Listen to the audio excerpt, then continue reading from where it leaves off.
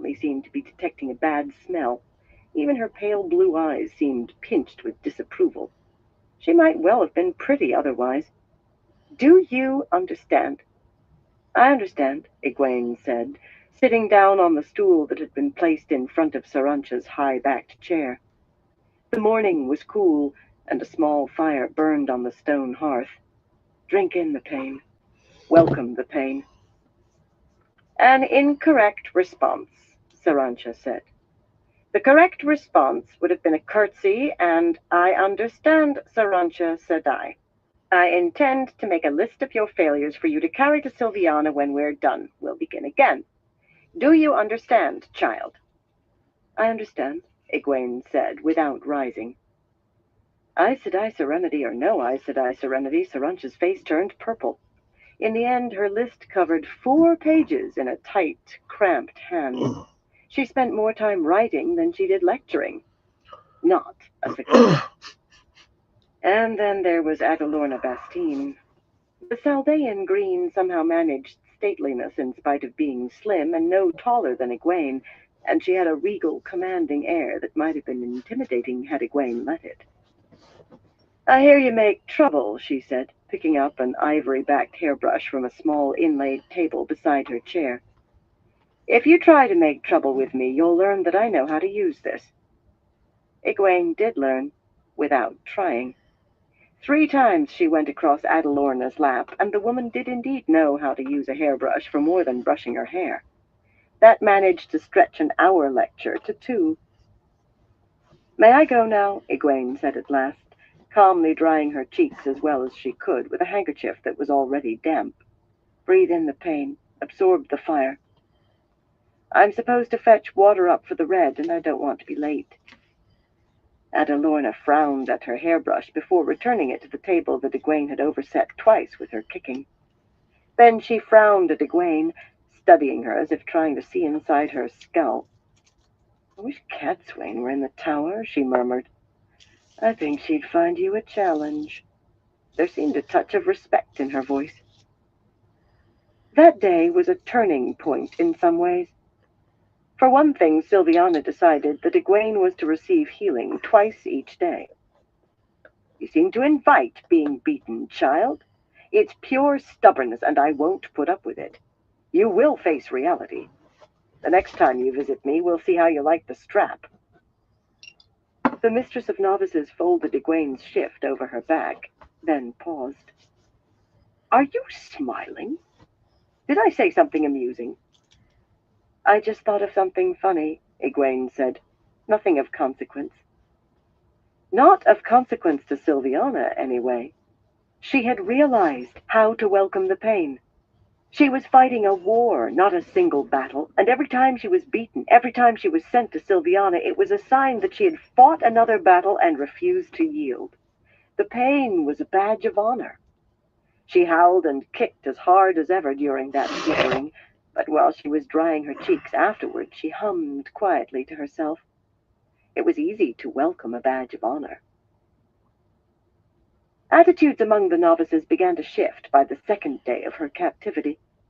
It seemed that Nicola and Arena, who was working in the stables and often came to visit Nicola, they seemed so close that Egwene wondered whether they had become pillow friends, always with their heads together and smiling mysterious smiles. Nicola and Arena had regaled them all with tales of her.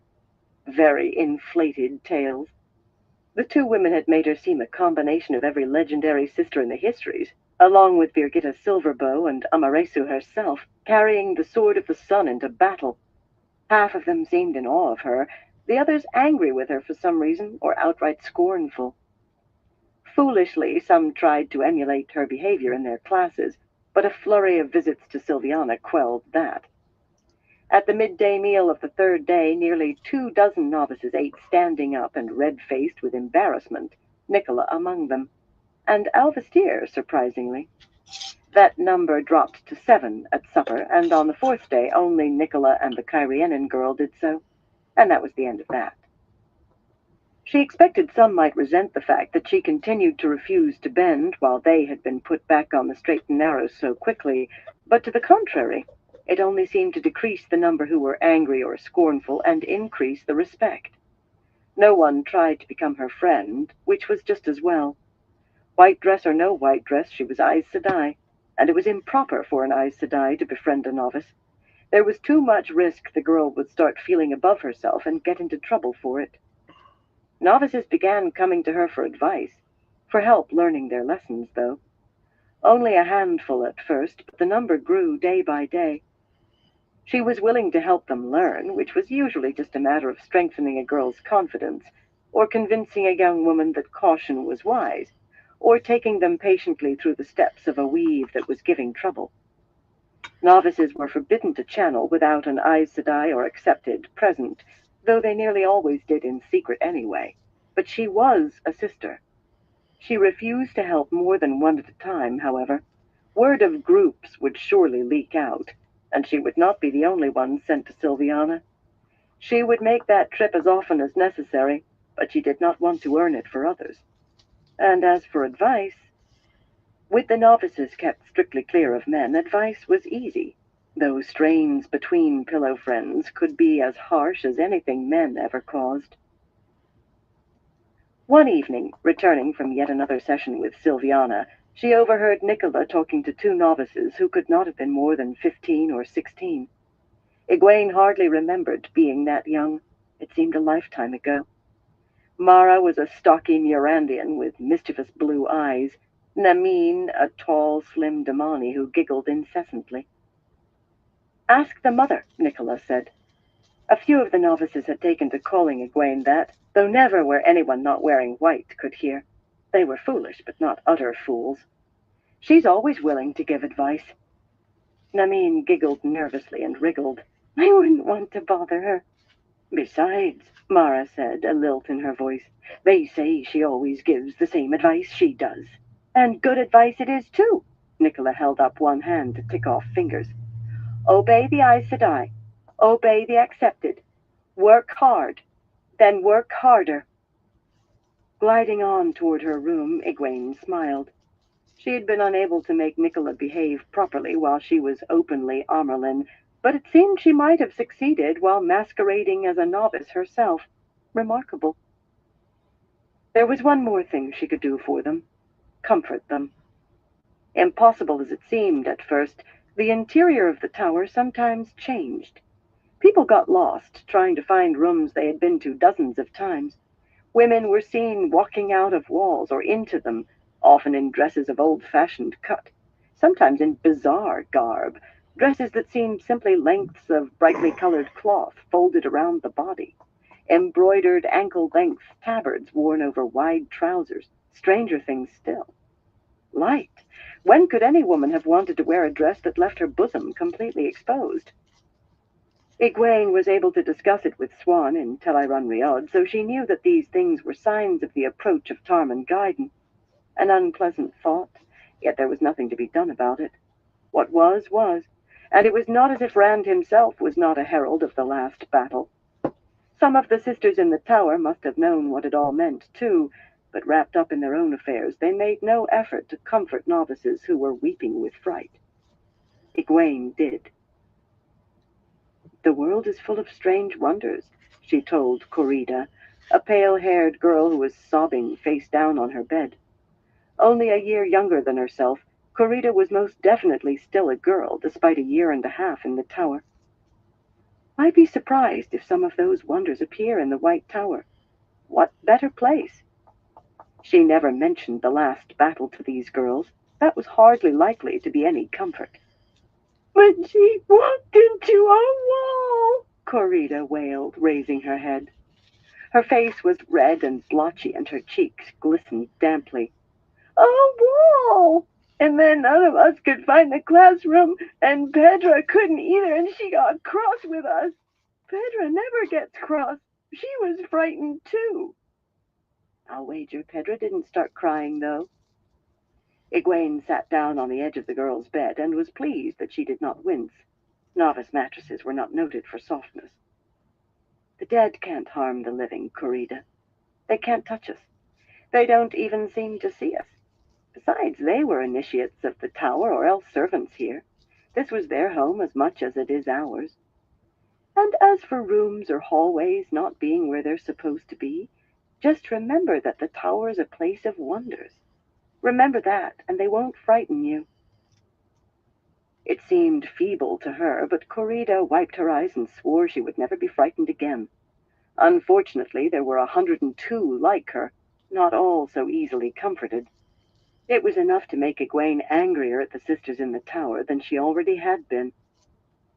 Her days were not all lessons and comforting novices and being punished by the mistress of novices, though the last did take up an unfortunate amount of each day. Silviana had been right to doubt that she would have much free time. Novices were always given chores. Often it was make-work, since the tower had well over 1,000 serving men and women without counting laborers. But physical work helped build character, so the tower had always believed.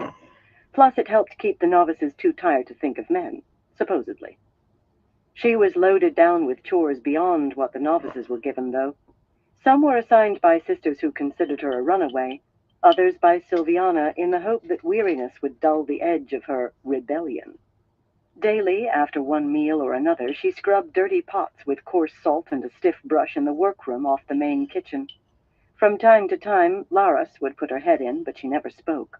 And she never used her long spoon, even when Egwene was massaging the small of her back, aching from being head down in a large kettle rather than scrubbing. Laras dealt out smacks aplenty to scullions and undercooks who tried to play pranks on Egwene, as was customary with novices sent to work in the kitchen. Supposedly that was just because, as she announced loudly every time she gave a thwack, they had plenty of time to play when they were not supposed to be working, but Egwene noticed that Laras was not so quick when someone goosed one of the true novices, or tipped a cup of cold water down the back of her neck. It seemed she did have an ally of sorts, if she could only figure out how to make use of her. She hauled water in buckets hanging from the ends of a pole balanced across her shoulders to the kitchen, to the novices' quarters, to the accepteds' quarters, all the way up to the Aja quarters.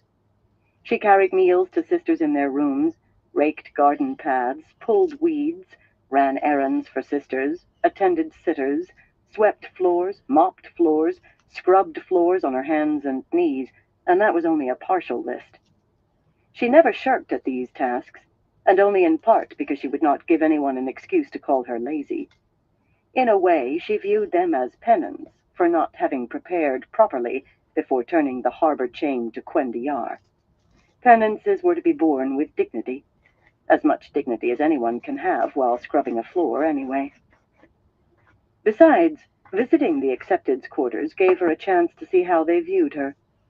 There were 31 in the tower, but at any given time some were teaching novices and others taking lessons of their own, so she seldom found more than 10 or 12 in their rooms, around the 9-tiered well surrounding a small garden. Word of her arrival always spread quickly, though, and she never lacked an audience. At first, many of them tried to overwhelm her with orders, especially Mare, a plump, blue-eyed Arafellan, and Assail, a slim Tarabonner with pale hair and brown eyes. They had been novices when she came to the tower, and already jealous of her quick rise to accepted when she left. With them, every second sentence was fetch that or carry this there.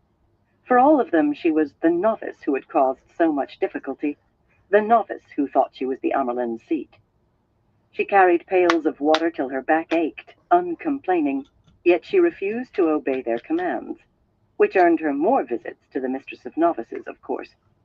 As the days passed, as her continual trips to Silviana's study showed no effect, however, that flow of commands dwindled and finally ceased. Even Assail and Mare had not really been trying to be mean, only to behave as they thought they should in the circumstances, and they were at a loss as to what to do with her. Some of the accepted showed signs of fright at the dead walking and the interior of the tower changing, and whenever she saw a bloodless face or teary eyes, she would say the same things she told the novices. Not addressing the woman directly, which might have gotten her back up rather than soothing her, but as if talking to herself. It worked as well with accepted as with novices.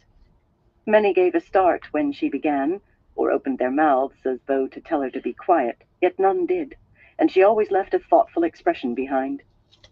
The accepted continued to come out onto the stone-railed galleries when she entered, but they watched her in silence as though wondering what she was. Eventually she would teach them what she was. Them and the sisters, too. Attending sitters and sisters, a woman in white standing quietly in the corner quickly became part of the furniture, even when she was notorious. If they noticed her, they changed their conversation, yet she overheard many snippets, often of plots to avenge some slight given or wrong done by another Aja. Oddly, most of the sisters seemed to see the other Ajas inside the tower as more their enemies than they did the sisters in the camp outside the city. And the sitters were not much better. It made her want to slap them. True, it boded well for relations when the other sisters returned to the tower, but still. She did pick up other things. The unbelievable disaster that had befallen an expedition sent against the Black Tower. Some of the sisters seemed not to believe it, yet they appeared to be trying to convince themselves it could not have happened. More sisters captured after a great battle, and somehow forced to swear fealty to Rand. She had already had inklings of that, and she could not like it any more than she did sisters being bonded by Ashaman. Being ta'veren or the Dragon Reborn was no excuse. No Aes Sedai had ever before sworn fealty to any man. The sisters and sitters argued over who was to blame, with Rand and the Ashaman at the head of the list. But one name came up again and again: Elida do Avrinia Royhan. They talked of Rand, too, of how to find him before Tarman Gaiden. They knew it was coming, despite their failure to console the novices and accepted, and they were desperate to lay hands on him. Sometimes she risked a comment, a mention of Shemaren being stripped of the shawl against all custom, a suggestion that Elida's edict regarding Rand was the best way in the world to make him dig in his heels. She offered sympathy for the sisters captured by the Ashaman, for those taken at Dumai's Wells, with Elida's name dropped in, or regretted the neglect that saw garbage rotting in the once pristine streets of Tar Valon. There was no need to mention Elida there. They knew who was responsible for Tar Valon. At times, those comments earned her still more trips to Sylviana's study, and more chores besides, yet surprisingly often they did not. She made careful note of the sisters who merely told her to be quiet, or better still, said nothing. Some even nodded agreement before they caught themselves. Some of those chores led to interesting encounters. On the morning of her second day, she was using a long-handled bamboo rake to fish detritus from the ponds of the water garden. There had been a rainstorm the night before, and the heavy winds had deposited leaves and grasses in the ponds among the bright green lily pads and budding water irises, and even a dead sparrow that she calmly buried in one of the flower beds. A pair of reds stood on one of the arching pond bridges, leaning on the lacy stone railing and watching her, and the fish swirling below them in a flurry of red and gold and white. A half-dozen crows burst up out of one of the leather leaves and silently winged their way north. Crows? The tower grounds were supposed to be warded against crows and ravens. The reds did not seem to have noticed. She was squatting on her heels beside one of the ponds, washing the dirt from her hands after burying that pitiful bird, when Alviarin appeared, her white-fringed shawl wrapped tightly around her, as if the morning were still windy rather than bright and fair. This was the third time she had seen Alviarin, and every time she had been alone rather than in company with other whites. She had seen clusters of whites in the hallways, though. Was there a clue in that? If so, she could not imagine to what, unless Alviarin was being shunned by her own Aja for some reason. Surely the rot had not gone that deep. Eyeing the reds, Alviarin approached Egwene along the coarse gravel path that wound among the ponds. "You have fallen far," she said when she was close. "You must feel it keenly." Egwene straightened and blotted her hands on her skirt, then picked up the rake. "I'm not the only one." She had had another session with Sylviana before dawn, and when she left the woman's study, Alviarin had been waiting to go in again. That was a daily ritual for the White, and the talk of the novices' quarters, with every tongue speculating on the why of it. "My mother always says, don't weep over what can't be mended. It seems good advice under the circumstances." Faint spots of color appeared in Alviaren's cheeks. But you seem to be weeping a good deal, endlessly by all reports. Surely you would escape that if you could. Egwene caught another oak leaf on the broom and brushed it off into the wooden pail of damp leaves at her feet. Your loyalty to Elida isn't very strong, is it? Why do you say that? Alviaren said suspiciously. Glancing at the two Reds, who appeared to be paying more mind now to the fish than Egwene, she stepped closer, inviting lowered voices. Egwene fished at a long strand of grass that had to have come all the way from the plains beyond the river. Should she mention the letter this woman had written to Rand, practically promising him the White Tower at his feet? No. That piece of information might prove valuable, but it seemed the sort of thing that could only be used once. She stripped you of the Keeper's stole and ordered your penance. That's hardly an inducement to loyalty. Alviaren's face remained smooth, yet her shoulders relaxed visibly. Aes Sedai seldom showed so much. She must feel under phenomenal strain to be so little in control of herself. She darted a look at the Reds again. Think on your situation, she said in near a whisper. If you want an escape from it, well, you may be able to find one. I am content with my situation, Egwene said simply. Alviaren's eyebrows quirked upwards in disbelief, but with another glance at the Reds, one was watching them now rather than the fish, she glided away, a very fast glide, on the verge of breaking into a trot. Every 2 or 3 days she would appear while Egwene was doing chores, and while she never openly offered help with an escape, she used that word frequently, and she began to show frustration when Egwene refused to rise to her bait. Bait it was, to be sure. Egwene did not trust the woman. Perhaps it was that letter, surely designed to draw Rand to the tower and into Elida's clutches. Or maybe it was the way she kept waiting for Egwene to make the first move, to beg, possibly. Likely Alviaren would try to set conditions then.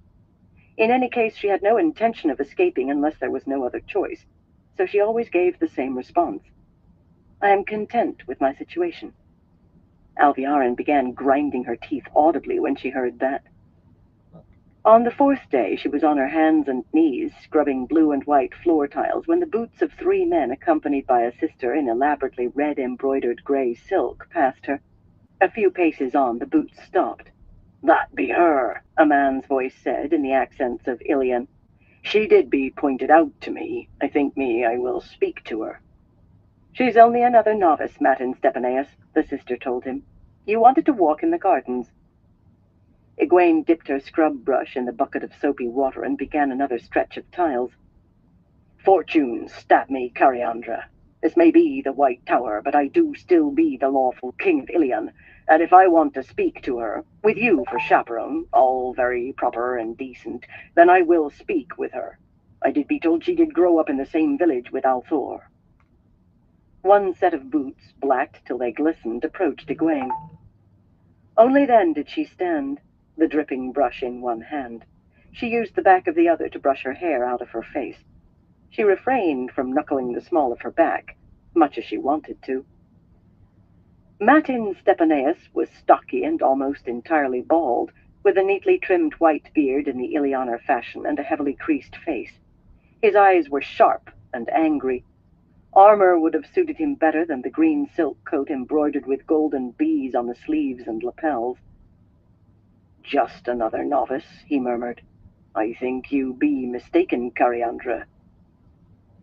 The plump Red, her lips compressed, left the 2 serving men with the flame of Tarvalon on their chests and joined the balding man.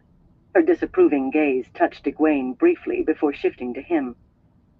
She's a much-punished novice who has a floor to scrub. Come, the gardens should be very pleasant this morning. What be pleasant, he said. Do be talking to someone other than Aes Sedai, and only of the Red Aja at that, since you do manage to keep me from any others. On top of which, the servants you did give me might as well be mutes, and I think the tower guards do have orders to hold their tongues around me as well. He fell silent as 2 more Red sisters approached. Nesita, plump and blue-eyed and mean as a snake with the itch, nodded companionably to Cariandra, while Barracine handed Egwene the by now all too familiar pewter cup. The Reds seemed to have custody of her in a way, at least her watchers and minders were always Reds, and they seldom let much more than the promised hour pass before someone appeared with the cup of fork-root tea. She drained it and handed it back. Nisita seemed disappointed that she did not protest or refuse, but there seemed little point. She had once, and Nisita had helped pour the vile stuff down her throat using a funnel she had ready in her belt pouch. That would have been a fine show of dignity in front of Matin Stepaneus. He watched the silent exchange with puzzled interest, though Cariandra plucked at his sleeve, urging him again to his walk in the gardens. "Sisters bring you water when you thirst?" he asked when Barracine and Nisita glided away. "A tea they think will improve my mood," she told him. "You look well, Matin Stepaneus, for a man Elida had kidnapped." That tale was the talk of the novices' quarters, too. Cariandra hissed and opened her mouth, but he spoke up first, his jaw tight. "Elida did save me from murder by Althor," he said.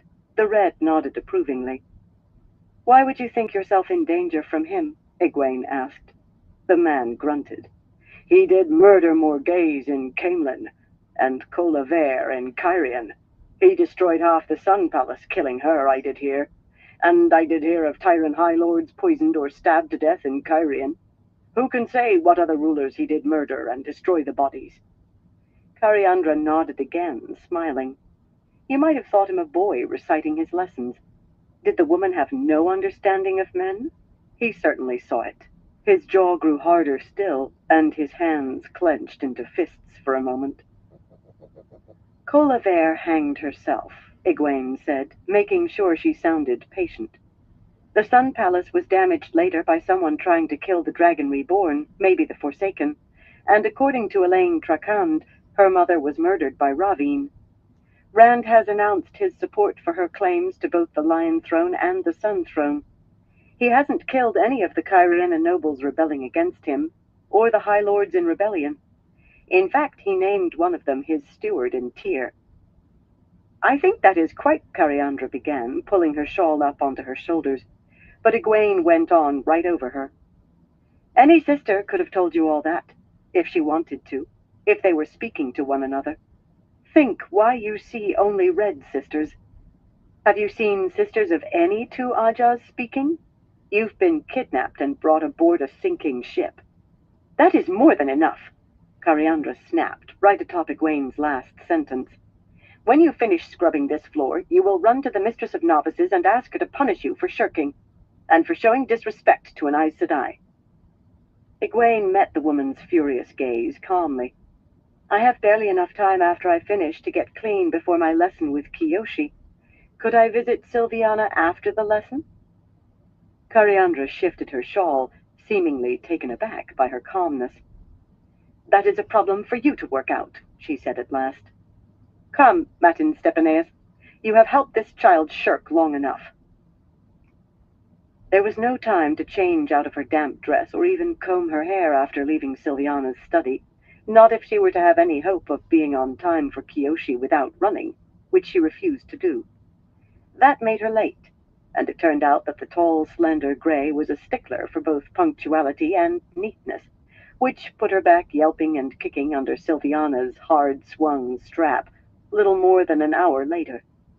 Quite aside from embracing pain, something else helped see her through that.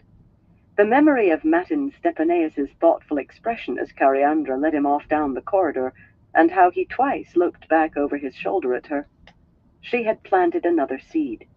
Enough seeds planted, and perhaps what sprouted from them would splinter those cracks in the platform beneath Elida. Enough seeds would bring Elida down. Early on her 7th day of captivity, she was carrying water up the tower again, to the White Aja quarters this time, when she suddenly stopped in her tracks, feeling as if she had been punched in her stomach hard. Two women in gray-fringed shawls were walking down the spiraling corridor toward her, trailed by a pair of warders. One was Melaver Somenellen, a stout Kyrianan in fine gray wool with white flecking her dark hair. The other, with blue eyes and dark honey hair, was Bayanin. "So you're the one who betrayed me," Egwene said angrily. A thought occurred to her. How could Bayanin have betrayed her after swearing fealty? "You must be Black Aja." Melaver drew herself up as much as she could, which was not very far, since she was inches shorter than Egwene, and planted her fists on her ample hips as she opened her mouth to deliver a blast. Egwene had had one lesson from her, and while she was a kindly woman usually, when she became angry she could be fearsome. Bayanin laid a hand on the other sister's plump arm. "Let me speak to her alone, please, Melaver." "I trust you will speak sharply," Melaver said in a stiff voice. "To even think of making such a charge, to even mention some things." Shaking her head in disgust, she retreated a little up the corridor, followed by her warder, squat and even wider than she, a bear of a man, though he moved with the expected warder grace. Bayanin gestured and waited until her own warder, a lean man with a long scar on his face, joined them. She adjusted her shawl several times. "Me, I betrayed nothing," she said quietly. "I would not have sworn to you except that the Hall, it would have had me birched if it learned the secrets you knew. Perhaps more than once, even. Reason enough to swear, no? I never pretended to love you, yet I maintained that oath until you were captured. But you are no longer Amerlin, yes? Not as a captive, not when there was no hope of rescuing you, when you refused rescue. And you are a novice once more. So that oath, it has two reasons to hold no longer. The talk of rebellion, it was wild talk. The rebellion is finished. The White Tower, it will soon be whole again, and I will not be sorry to see it so." Lifting the pole from her shoulders, Egwene set down the pails of water and folded her arms beneath her breasts. She had tried to maintain a calm demeanor since being captured. Well, except when she was being punished. But this encounter would have tried a stone. "You explain yourself at great length," she said dryly. "Are you trying to convince yourself? It won't do, Bayanin. It won't do.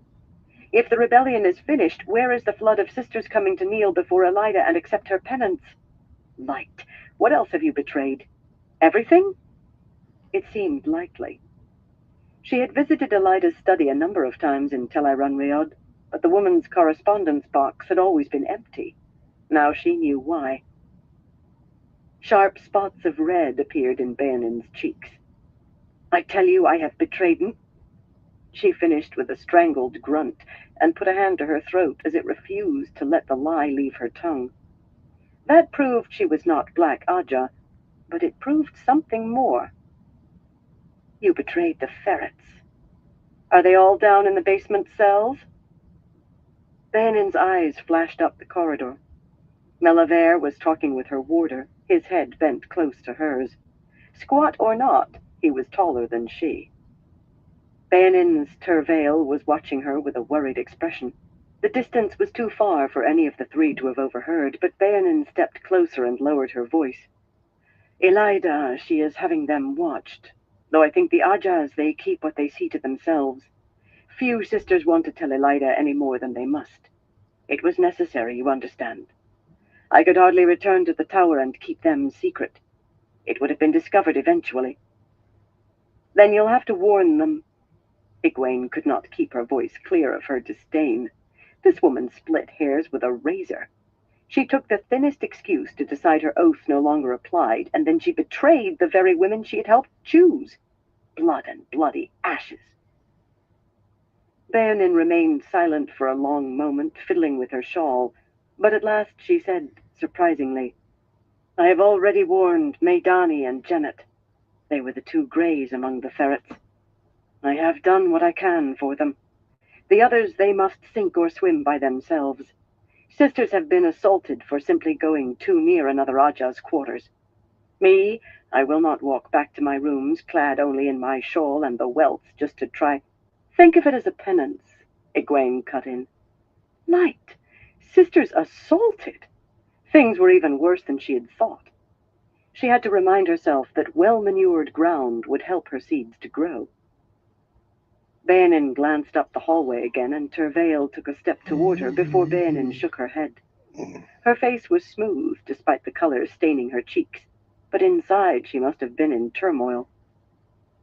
"You know I could send you to the Mistress of Novices, yes?"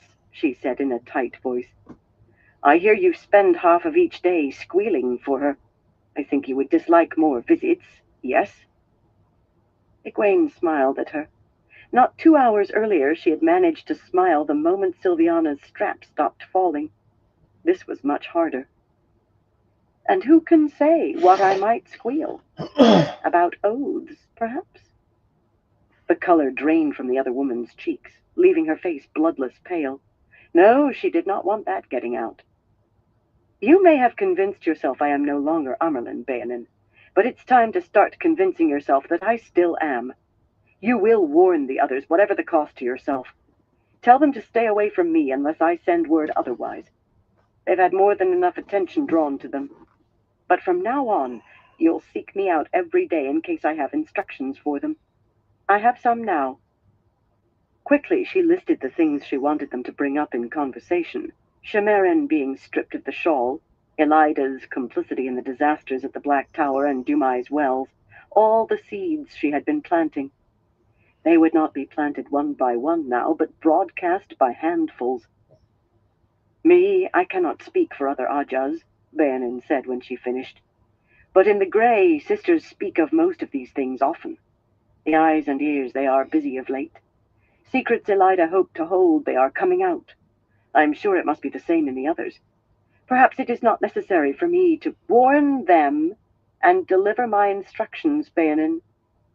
Egwene lifted the pole back onto her shoulders, shifting it to the most comfortable position she could find. 2 or 3 of the whites would use a hairbrush or slipper on her and send her to Sylviana if they thought her slow. Embracing pain, even welcoming it, did not mean seeking it out unnecessarily. "Remember, it's a penance I've set you." "I will do as you say," Bayanin said with obvious reluctance. Her eyes hardened suddenly, but it was not for Egwene. "It would be enjoyable to see Elida pulled down," she said in an unpleasant voice, before hurrying away to join Meliver. That shocking meeting, turned into an unexpected victory, left Egwene feeling very good about the day. And no matter that Farana did turn out to think she had been slow. The white sitter was plump, but she had an arm as strong as Sylviana's. That night she dragged herself down to the open cells after supper, despite wanting her bed in the worst way. Aside from lessons and howling under Sylviana's strap, the last time just before supper, most of the rest of the day had been given to hauling water. Her back and shoulders ached. Her arms ached. Her legs. She was swaying on her feet with weariness. Strangely, she had not had one of those wretched headaches since being taken prisoner, nor any of those dark dreams that left her disturbed, even though she could never remember them. But she thought she might be heading for a fine headache tonight. That would make telling true dreams difficult, and she had had some fine ones lately, about Rand, Matt, Perrin, even Gawain, though most dreams of him were just that. 3 white sisters she knew in passing were guarding Lyanna. Nagora, a lean woman with pale hair worn in a roll on her nape, who sat very straight to make up for her lack of stature. Noreen, lovely with her large liquid eyes, but often as vague as any brown. And Miyasi, tall and plump, with iron-gray hair, a stern woman who brooked no nonsense and saw nonsense everywhere. Nagora, surrounded by the light of Saidar, held the shield on Lyanna, but they were arguing over some point of logic that Egwene could not make out from the little she heard. She could not even tell whether there were 2 sides to the argument or 3. There were no raised voices, no shaken fists, and their faces remained smooth Aes Sedai masks, but the coldness in their voices left no doubt that had they not been Aes Sedai, they would have been shouting, if not trading blows. She might as well not have existed for all the attention they paid her entrance. Watching the 3 from the edge of her eye, she moved as close to the iron lattice-work as she could and gripped it with both hands to steady herself. Light, she was tired. "I saw Bayanin today," she said softly. She's here in the tower. She claimed her oath to me no longer held because I was no longer the Amerlin seat. Liana gasped and stepped near enough that she was brushing the iron bars. She betrayed us? The inherent impossibility of dissimulated structures is a given, Nagora said firmly. Her voice was an icy hammer. A given. She denies it, and I believe her, Egwene whispered, but she admitted betraying the ferrets. Elida is only having them watched for the moment, but I told Bayanin to warn them, and she said she would. She said she'd already warned Maidani and Jennet, but why would she betray them and then tell them about it? And she said she would like to see Elida pulled down. Why would she flee to Elida if she still wants her brought down? She as much admitted no one else has abandoned our cause. I'm missing something, and I'm too tired to see what it is. A yawn that she barely managed to cover with a hand cracked her jaw. Dissimulated structures are implied by 4 of the 5 axioms of 6th order rationality, Miyasi said just as firmly. Strongly implied. So-called 6th order rationality has been discarded as an aberration by anyone with intellect, Noreen put in, a touch sharply. But dissimulated structures are fundamental to any possibility of understanding what is happening right here in the tower every day. Reality itself is shifting, changing day by day. Liana glanced at the whites. Some always thought Elida had spies among us. If Bayanin was one, her oath to you would have held her until she could convince herself you were no longer Amerlin. But if her reception here wasn't what she expected, it might have changed her loyalties. Bayanin was always ambitious. If she didn't get her due as she sees matters, she spread her hands. Bayanin always expected her due, and perhaps a little more. Logic is always applicable to the real world, Miyasi said dismissively. But only a novice would think the real world can be applied to logic. Ideals must be first principles, not the mundane world. Nagora snapped her mouth shut with a dark look, as if she felt words had been snatched right off her tongue. Coloring faintly, Noreen rose and glided away from the benches toward Egwene. The other 2 followed her with their eyes, and she seemed to feel their gazes, shifting her shawl uncomfortably, first one way, then another. Child, you look exhausted. Go to your bed now. Egwene wanted nothing more than her bed, but she had a question to be answered first. Only she had to be careful. The 3 whites were all paying attention now. Liana, do you think the sisters who visit you still ask the same questions? I told you to go to your bed, Noreen said sharply. She clapped her hands together as if that would somehow make Egwene obey. Yes, Liana said. I see what you mean. Perhaps there can be a measure of trust. A small measure, Egwene said. Noreen planted her fists on her hips. There was little coolness in her face or her voice, and no vagueness at all about her. Since you refuse to go to your bed, you can go to the Mistress of Novices and tell her you disobeyed a sister. Of course, Egwene said quickly, turning to go. She had her answer. Bayanin had not passed on traveling, and that meant she likely had not passed on anything else. Perhaps there could be a little trust. And besides, Nagora and Miyasi were advancing on her. The last thing she wanted was to be dragged bodily to Sylviana's study, something Miyasi, at least, was quite capable of. She had even stronger arms than Farana. On the morning of her 9th day back in the tower, before first light, Doacine herself came to Egwene's small room to give her morning dose of healing. Outside, rain was falling with a dull roar. The 2 Reds who had been watching over her sleep gave her her fork root, frowning at Doacine, and hurried away. The yellow sitter snorted in contempt when the door closed behind them. She used the old method of healing that made Egwene gasp as though doused in an icy pond and left her ravenously eager for breakfast, as well as free of the pain in her bottom. That actually felt peculiar. You could adapt to anything over time, and a bruised bottom already seemed normal. But the use of the old way, the way used every time she had been given healing since being captured, reaffirmed that Bayanin had kept some secrets, though how she had managed it was still a mystery. Bayanin herself had only said that most sisters thought the tales of new weaves were merely rumors.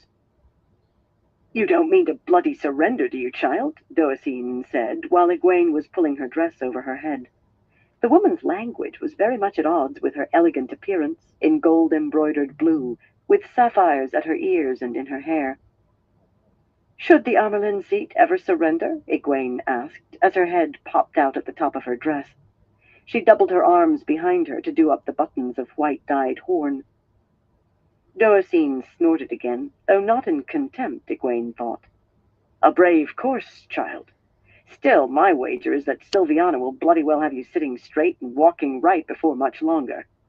But she left without calling Egwene down for naming herself the Amerlin seat.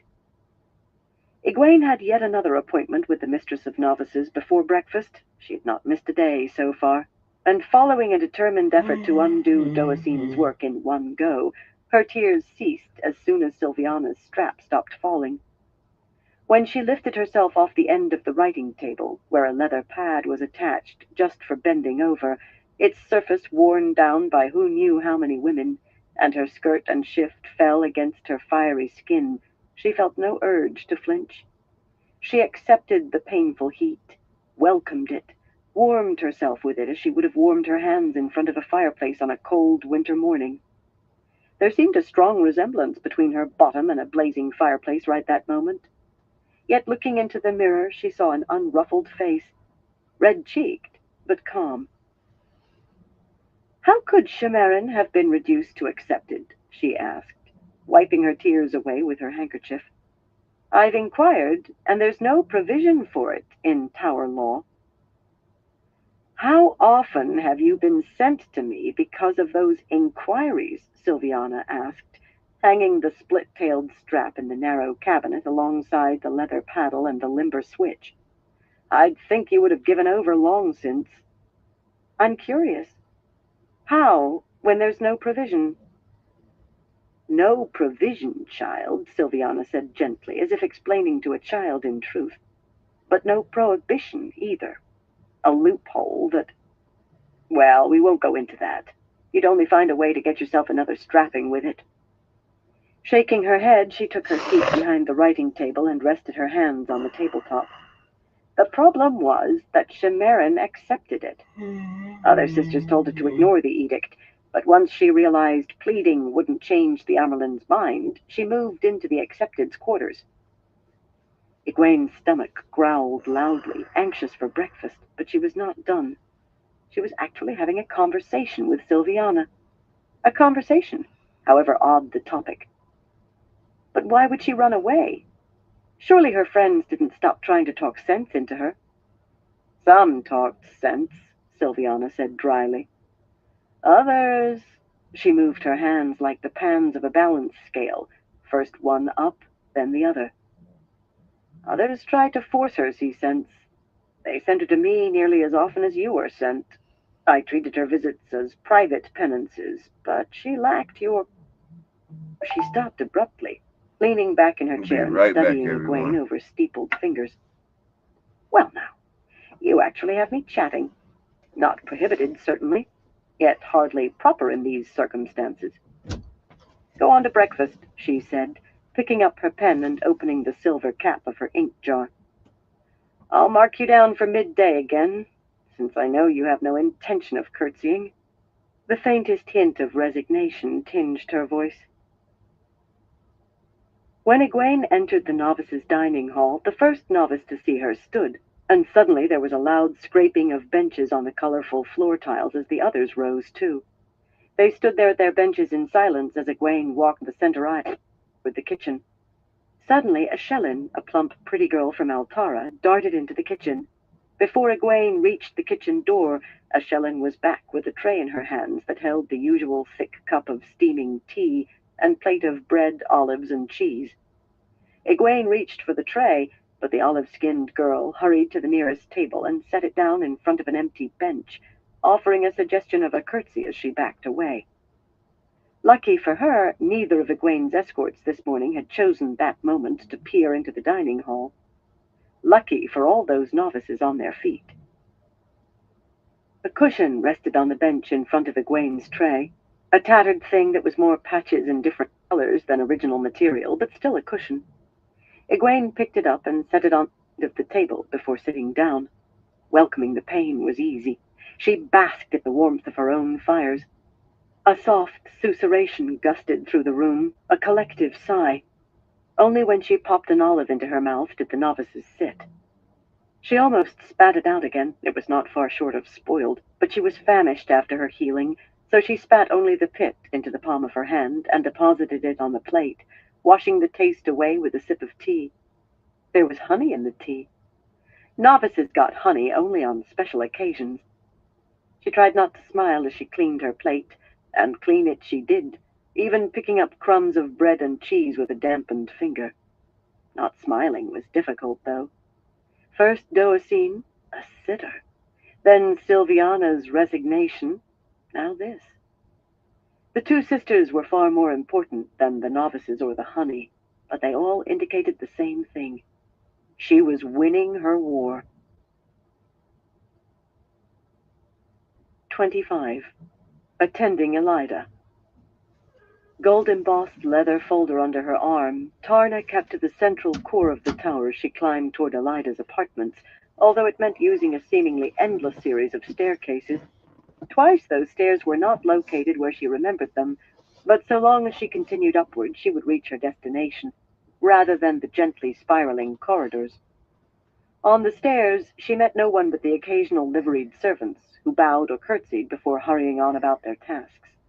In either of the spiraling hallways, she would have to pass the entrances to the Ajah quarters, and perhaps encounter other sisters. Her keeper's stole allowed her to enter any Ajah's quarters, yet she avoided all except the red, save when duty called.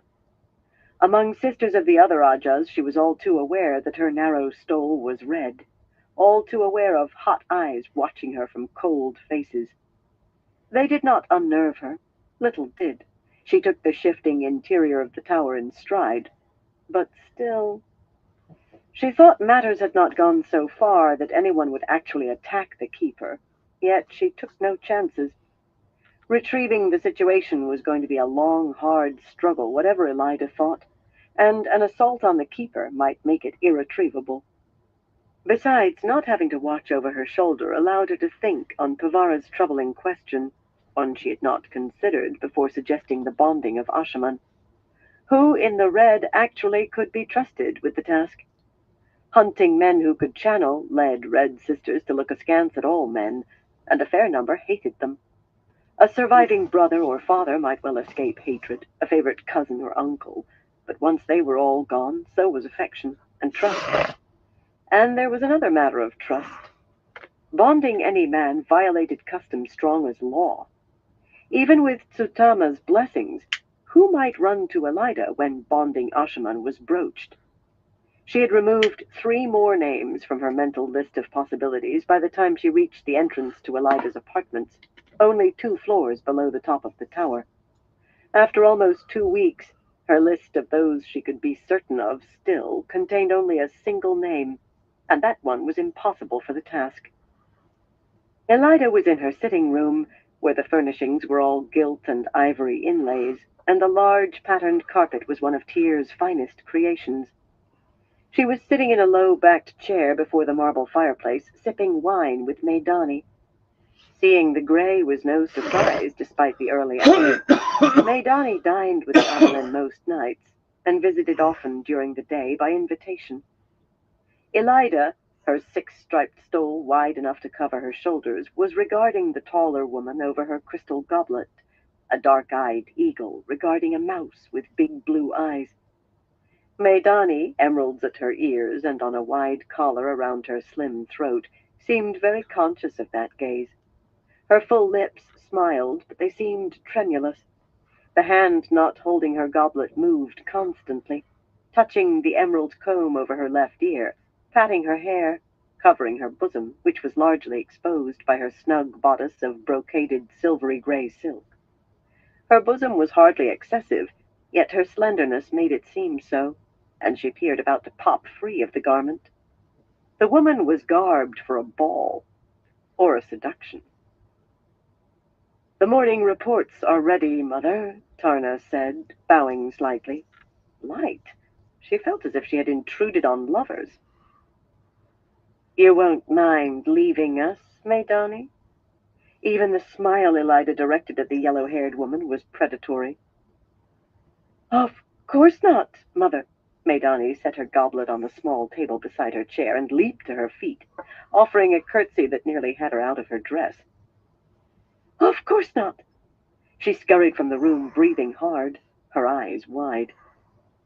When the door closed behind her, Elida laughed. We were pillow friends as novices, she said, rising, and I believe she wants to renew the relationship. I may let her. She might reveal more on the pillows than she's let slip so far, which is nothing, truth to tell. She strode to the nearest window and stood staring down toward where her fantastical palace would rise to overtop the tower itself. Eventually, if sisters could be convinced to work on it again. The heavy rain that had begun during the night was still falling, and it seemed unlikely she could see anything of that palace's foundations, all that had been completed so far. Help yourself to wine if you wish. Tarna kept her face smooth with an effort.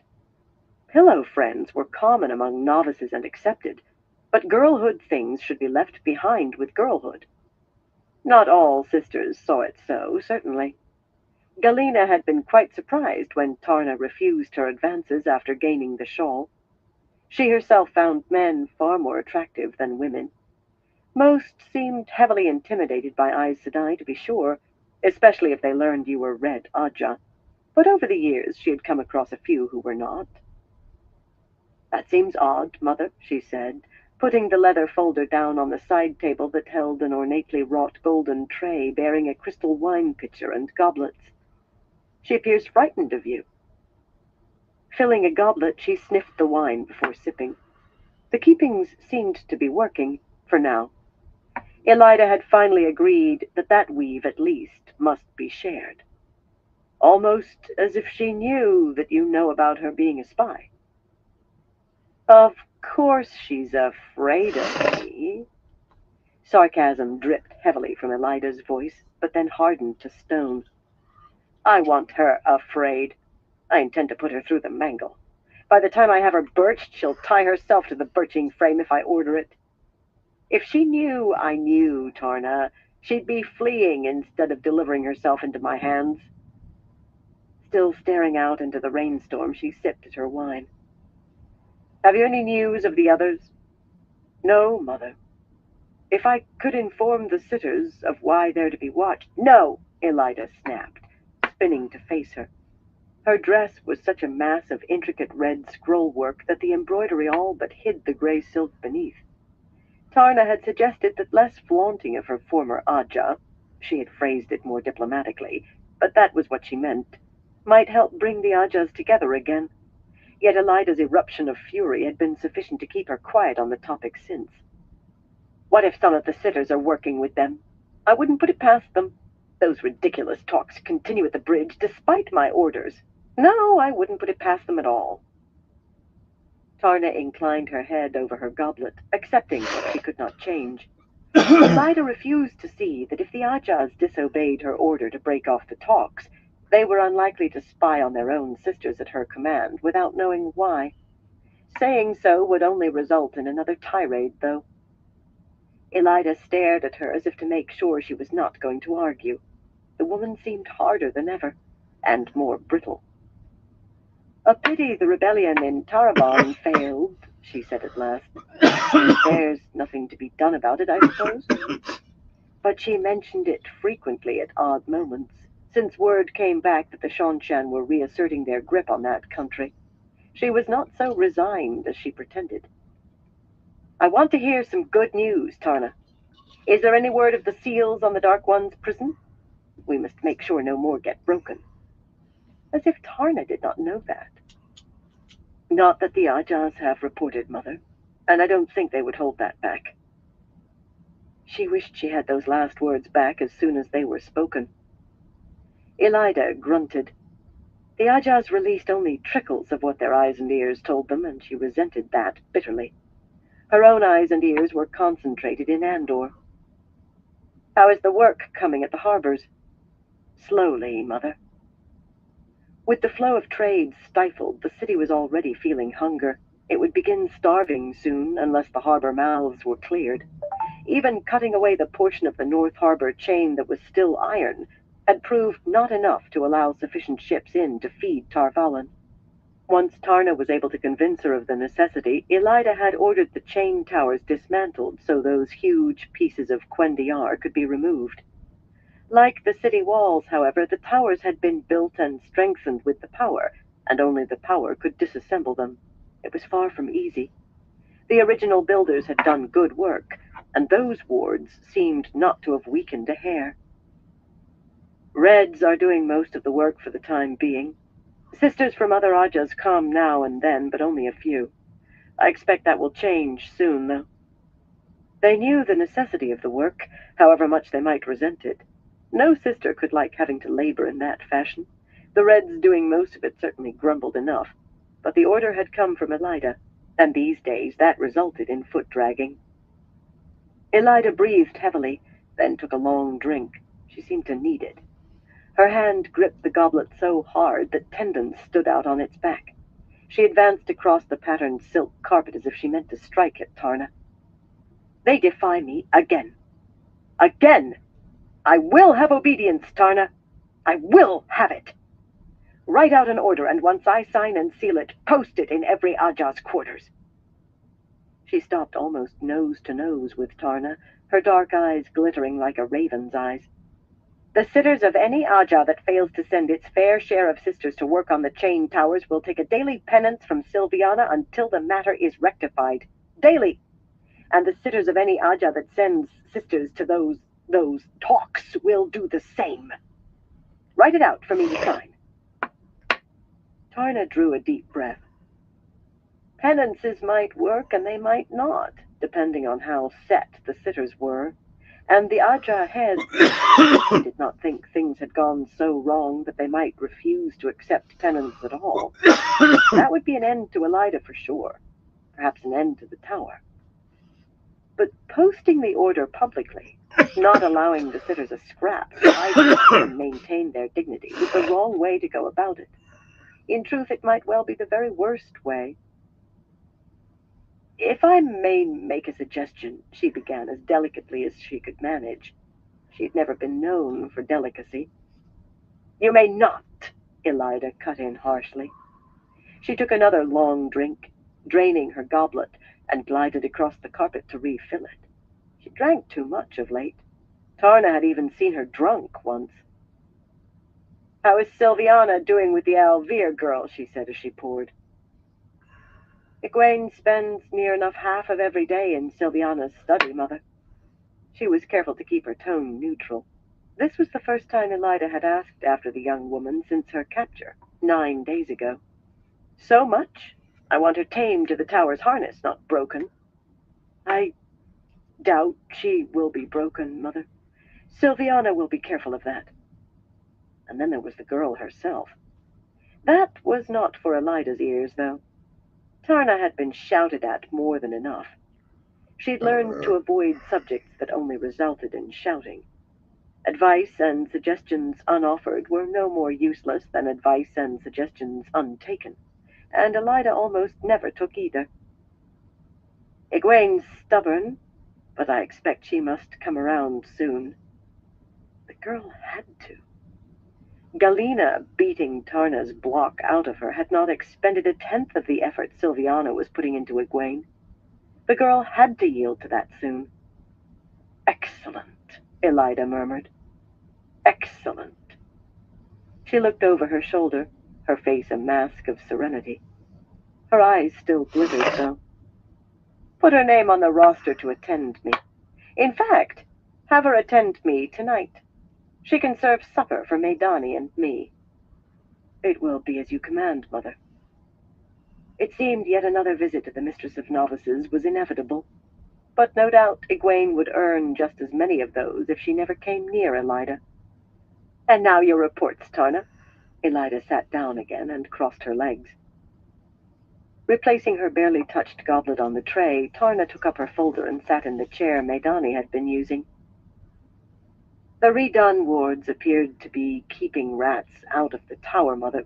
For how long was another question. She checked those wards herself every day. But ravens and crows have been seen in the tower grounds, and the wards on the walls must be. The midday sun cast dappled light through the leafy branches of the tall trees, mostly oak and leatherleaf and sour gum, with a smattering of cottonwoods and pines.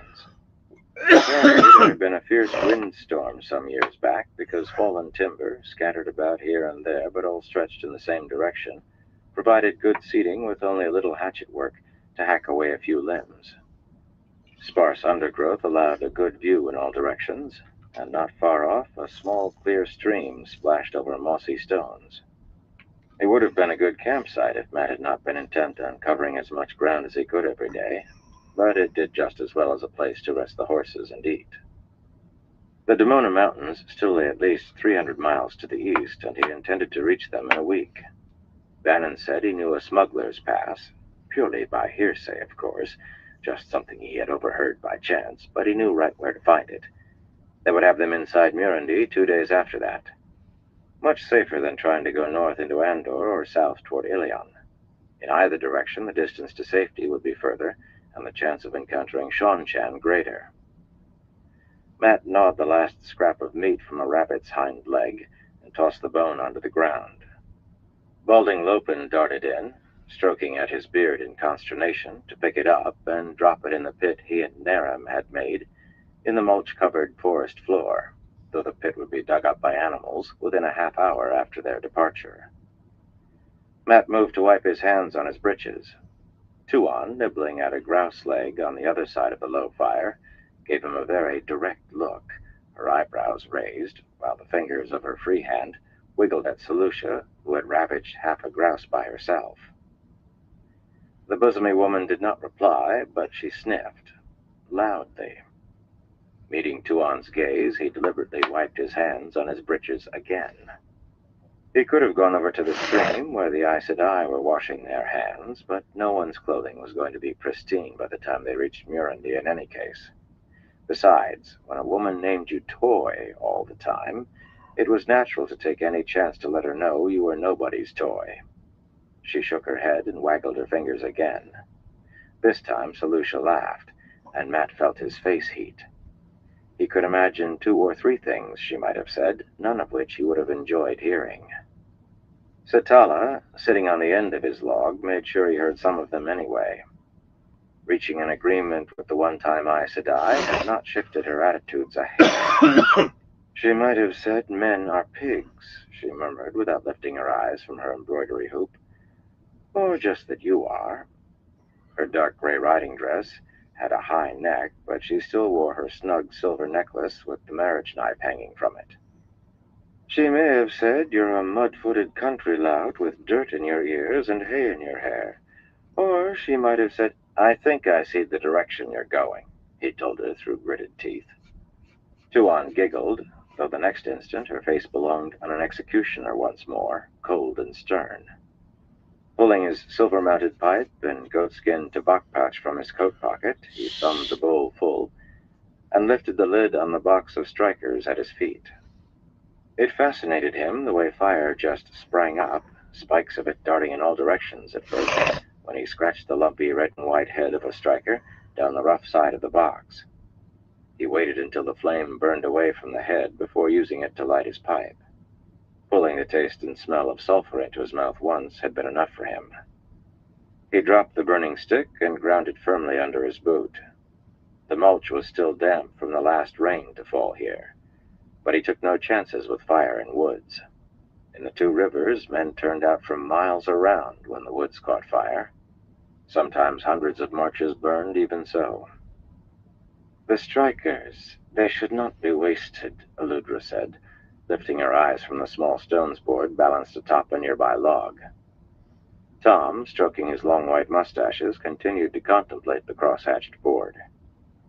He rarely lost at stones, yet she had managed to win 2 games from him since they left the show. 2 out of a dozen or more, but Tom took care with anyone who could defeat him even once. She swept her beaded braids back over her shoulders. Me, I must be in the same place for 2 days to make more. Men always find ways to make work for women, yes. Matt puffed away, if not contentedly, at least with some degree of pleasure. Women, a delight to look at and a delight to be with, when they were not finding ways to rub salt into a man's hide. It seemed 6 up and a half dozen down. It truly did. Most of the party had finished eating. The best part of 2 grouse and 1 rabbit were all that remained on the spits over the fire, but they would be taken along wrapped in linen. The hunting had been good during the morning's ride, yet there was no certainty the afternoon would be as profitable, and flatbread and beans made a poor meal. Those who were finished were taking their ease, or, in the case of the Red Arms, checking the hobbled pack horses, better than 60 of them on 4 leads. Buying so many in Maturin had been expensive, but Luca had rushed into town to take care of the bargaining himself once he had heard about a merchant dead in the street. He almost, but not quite, had been ready to give them pack horses from the show's animals to be rid of Matt after that. Many of the animals were loaded with Eludra's paraphernalia and her supplies. Luca had ended up with the greater part by far of Matt's gold one way and another. Matt had slipped a fat purse to Petra and Clarine, too, but that was friendship, to help them buy their inn a little sooner. What remained in his saddlebags was more than enough to see them comfortably to Murandy, though, and all he needed to replenish it was a common room where dice were being tossed. Lylewyn, with a curved sword hanging from a broad leather strap that slanted across her chest, and Doman, with a short sword on one side of his belt and a brass-studded cudgel on the other, were chatting with Julian and Amathera on yet another log close by. Lylewyn, he had come to accept that was the only name she would stomach, made a point of showing that she would not avoid Tuon or Selucia, or lower her eyes when they met, though she had to steel herself visibly to carry it off. Julian had the cuffs of his black coat turned back, a sign he felt among friends, or at least people he could trust. The one-time Panarch of Terabon still clutched the thief-catcher's arm tightly, but she met Lylewyn's sharp blue eyes with little flinching. In fact, she often seemed to gaze at the other woman with something approaching awe. Seated cross-legged on the ground and unmindful of the dampness, Noel was playing snakes and foxes with Olver and spinning wild tales about the lands beyond the Aiel Waste, about some great coastal city that foreigners were not allowed to leave, except by ship, and the inhabitants were not allowed to leave at all. Matt wished they would find another game to play. Every time they brought out that piece of red cloth with its spiderweb of black lines, it reminded him of his promise to Tom, reminded him the bloody eel fin were inside his head somehow, and maybe the flaming ale fin, too. The Aes Sedai came up from the stream, and Jolene stopped to talk with Blerick and Fen. Bethaman and Sita, trailing along behind, hesitated until a gesture from the green sent them to stand behind the log where Teslin and Edicina sat, as far apart as they could manage, with uncut branches between, and began reading small leather-bound books taken from their belt pouches. Both Bethaman and Sita stood behind Edicina. The yellow-haired former Suldam had come round in spectacular and painful fashion. Painful for her and for the sisters. When she first hesitantly asked them to teach her too, at supper the night before, they refused. They were only teaching Bethaman because she had already channeled. Sita was too old to become a novice. She had not channeled, and that was that. So she duplicated whatever it was that Bethaman had done, and had all 3 leaping about the cook fire and squealing in showers of dancing sparks for as long as she could hold on to the power. They agreed to teach her then. At least Jolene and Edicina did. Teslin still was having none of any Suldam, former or not. All 3 of them took a hand in switching her, though, and she had spent the morning continually easing herself in her saddle. She still looked afraid, of the one power and maybe of the Aes Sedai, but strangely, her face somehow seemed content, too. How to understand that was beyond Matt. He should have felt content himself.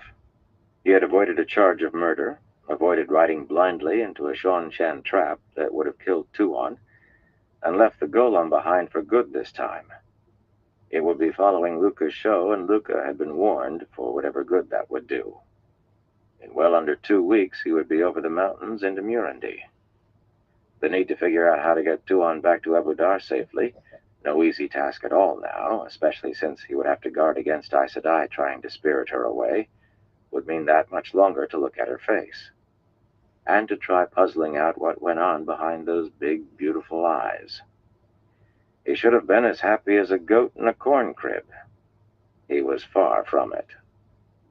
For one thing, all those sword cuts he had received in Madarin hurt. Some of them were inflamed, though he had managed to keep that from anyone so far. He hated being fussed over nearly as much as he hated anyone using the power on him. Lopen and Nerim had sewed him up as well as they could, and he had refused healing despite attempted bullying by all three Aes Sedai. He had been surprised that Jolene, of all people, tried to insist, but she did, and flung up her hands in disgust when he failed to relent. Another surprise had been Tuan. "Don't be foolish, Toy," she had drawled in his tent, standing over him, arms folded beneath her breasts, while Lopen and Nerim plied their needles and he gritted his teeth. Her proprietary air, very much a woman making sure her property was repaired properly, had been enough to make him grind his teeth, never mind the needles. Or that he was down to his small clothes. She had just walked in and refused to leave short of manhandling, and he had felt in no condition to manhandle a woman he suspected might be able to break his arm. "This healing is a wonderful thing. My Mylan knows it, and I taught it to my others, too. Of course, many people are foolish about having the power touch them. Half my servants would faint at the suggestion, and most of the blood, too. I shouldn't be surprised. But I wouldn't have expected it of you." If she had a quarter his experience of Aes Sedai, she would have. They had ridden off up the road from Madarin, as if setting out for Lugard, then taken to the forest as soon as the last farms were out of sight. The moment they entered the trees, the dice started up in his head again. That was the other thing that soured his mood, those bloody dice drumming inside his head for 2 days. There hardly seemed any way they could stop here in the forest. What kind of momentous event could happen in the woods? Still, he had stayed well clear of small villages they had passed. Sooner or later the dice would stop, though, and he could only wait for it. Tuan and Selucia headed for the stream to wash, wiggling their fingers at one another rapidly. Talking about him, he was sure. When women started putting their heads together, you could be sure. Amathera screamed, and every head whipped around toward her. Matt spotted the cause as quickly as Julian did. A black-scaled snake, a good 7 feet long, wriggling quickly away from the log Julian was seated on. Lylwyn cursed and leaped to her feet, drawing her sword, but no faster than Julian, who tugged his short sword free of its scabbard and started after the snake so swiftly that his conical red cap fell off. "Let it go, Julian," Matt said. "It's heading away from us. Let it go." The thing probably had a den under that log, and had been surprised to come out and find people. Luckily, black lances were solitary snakes. Julian hesitated before deciding that comforting a shivering Amathera was more important than chasing a snake. "What kind is it, anyway?" he said, folding her in his arms. He was a city man, after all. Matt told him, and for a moment he looked as though he meant to go after it again. Wisely, he decided against. Black lances were quick as lightning, and with a short sword he would have needed to get close. Anyway, Amathera was clinging to him so hard, he would have had a time getting free of her. Taking his hat from the butt of his Ashandarai, which was driven point down into the ground, Matt settled it on his head. "Daylight's wasting," he said around his pipe stem. "Time we were moving on. Don't dawdle over there, Tuan. Your hands are clean enough." He had tried calling her precious, but since her claim of victory back in Madarin, she refused to acknowledge that he had even spoken when he did. She did not hurry in the slightest, of course. By the time she returned, drying her small hands on a small piece of toweling that Selucia would drape across the pommel of her saddle to dry, Nerim and Lopen had filled in the refuse pit, wrapped the remains of the meal, and tucked them into Nerim's saddlebags, and doused the fire with water brought from the stream in folding leather buckets. Ashandarai in hand, Matt was ready to mount Pips. "A strange man who lets poisonous serpents go," Tuan said. "From the fellow's reaction, I assume a black lance is poisonous." "Very," he told her. "But snakes don't bite anything they can't eat, unless they're threatened." He put a foot in the stirrup.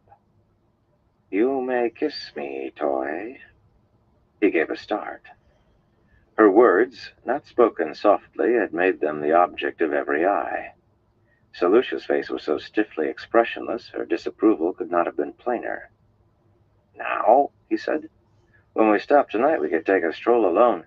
"By tonight, I may have changed my mind, toy.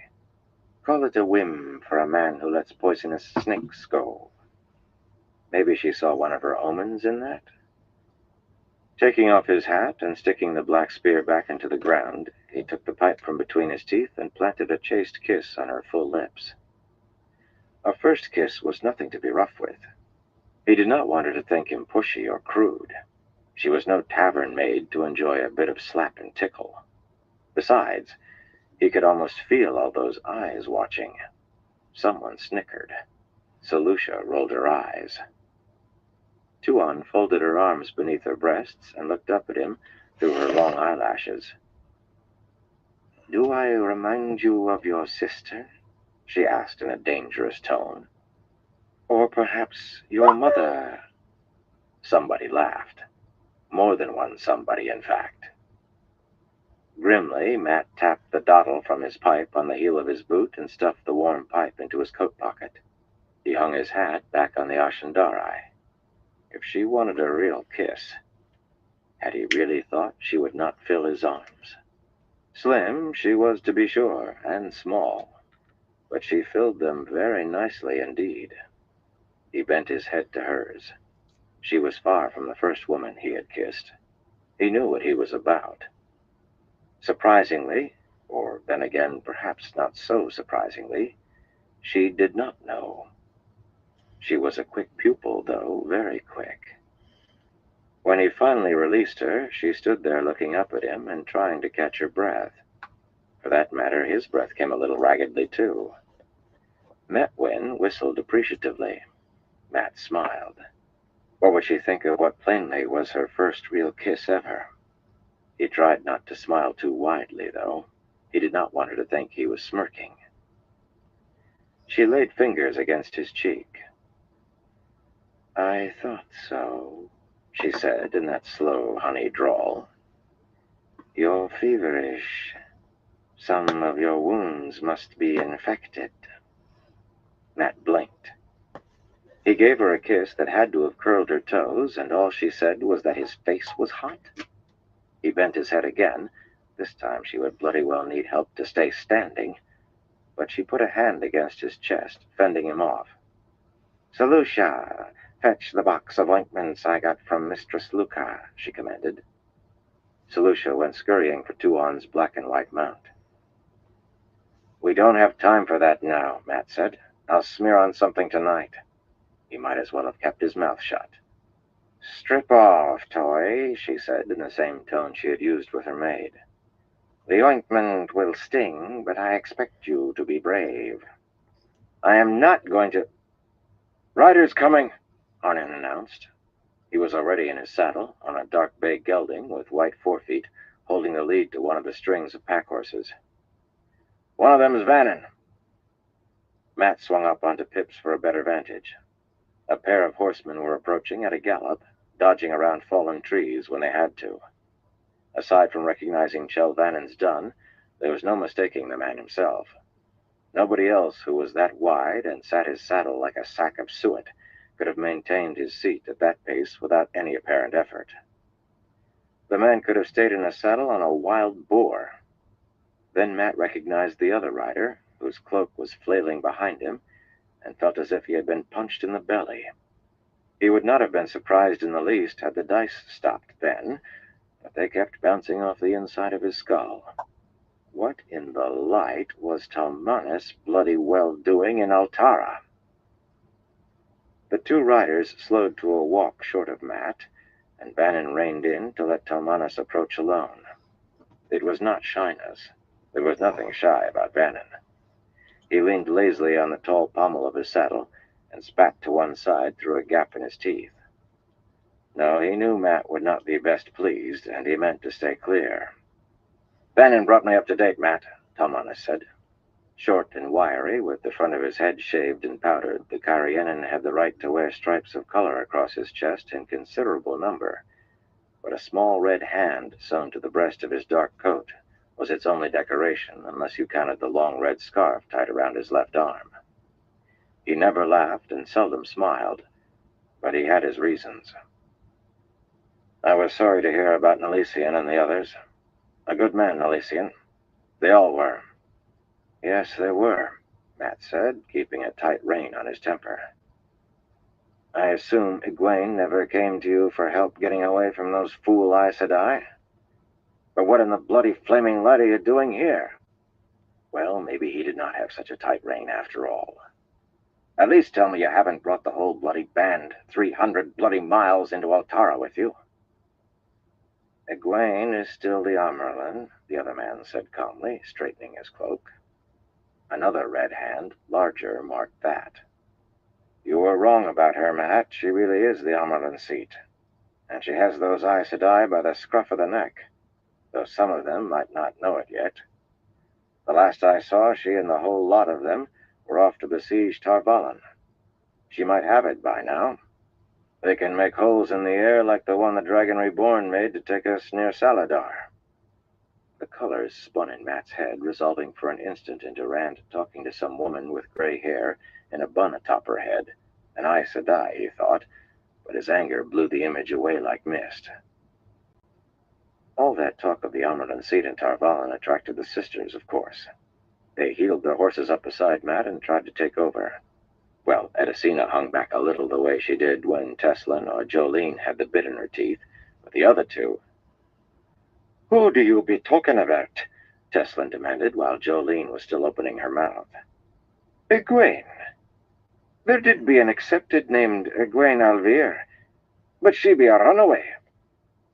"Egwene Alvier is the one, Aes Sedai," Talmanas said politely. The man was always polite to Aes Sedai. "And she is no runaway. She is the Amyrlin seat, my word on it." Edicina made a sound that would have been called a squeak coming from anyone but an Aes Sedai. "Later for that," Matt muttered.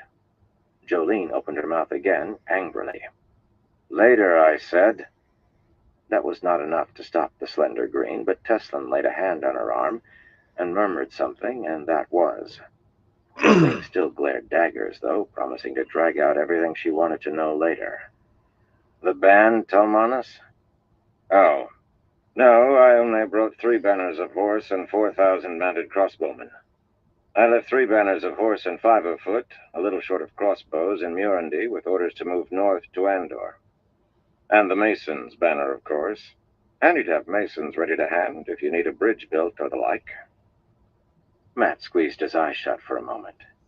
6 banners of horse and 5 of foot. And a banner of masons?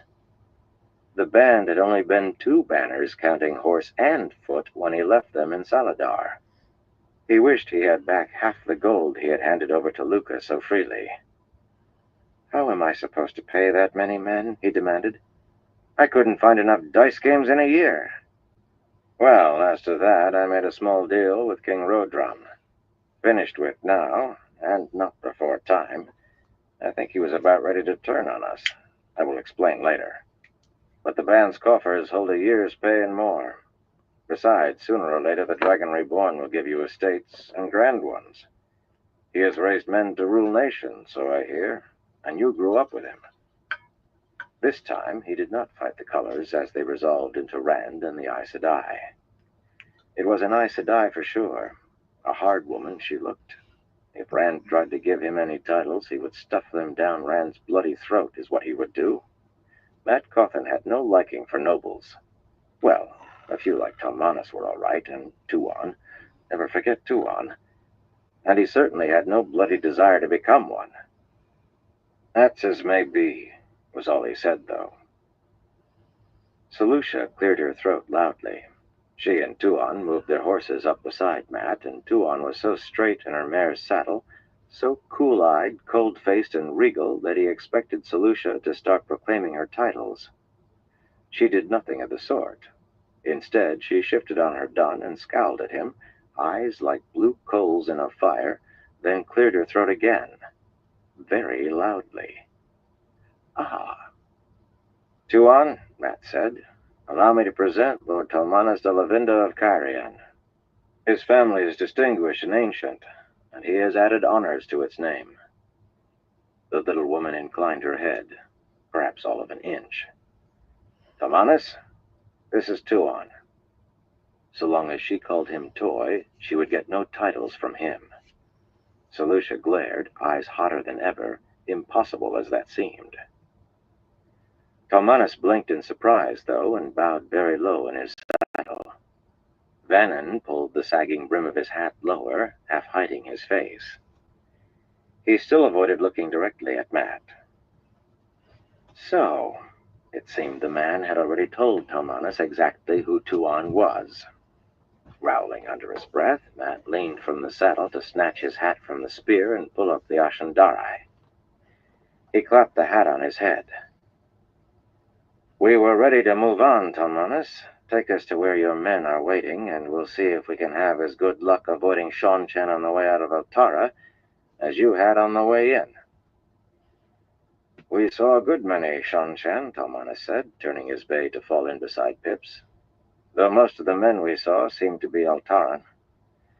They have camps scattered everywhere, it seems. Luckily, we saw none of those flying creatures I have heard tell of. But there is a problem, Matt. There was a landslide. I lost my rear guard and some of the pack horses. The pass is well and truly blocked, Matt. I sent 3 men to try climbing over with the orders sending the band to Andor. One broke his neck and another his leg. Matt stopped Pip short. I'm guessing this is the same pass Vannon was talking about?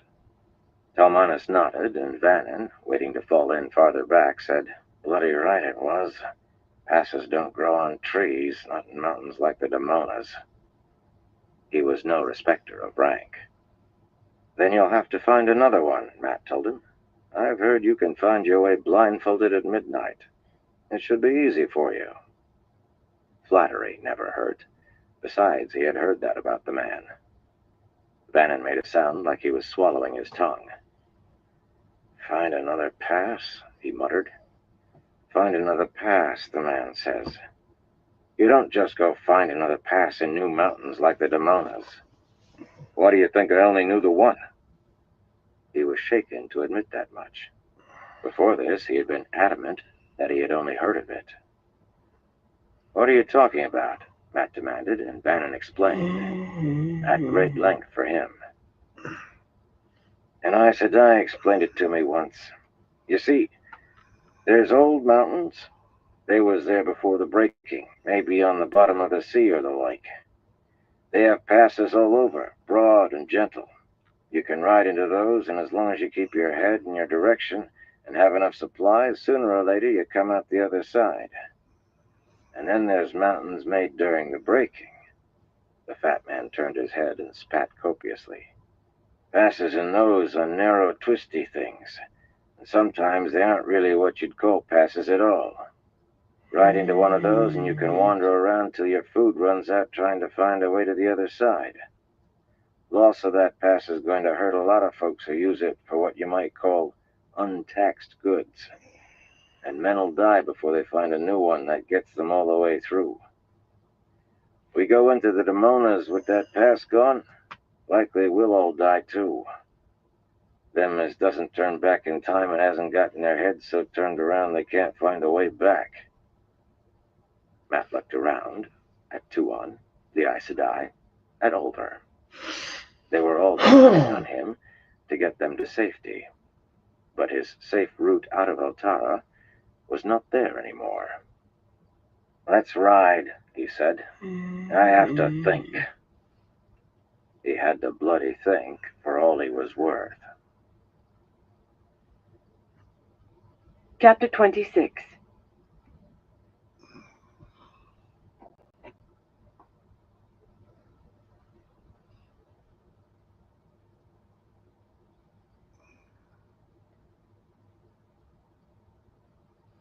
All right, everyone. Hope everyone has a good night. Hope y'all stay safe.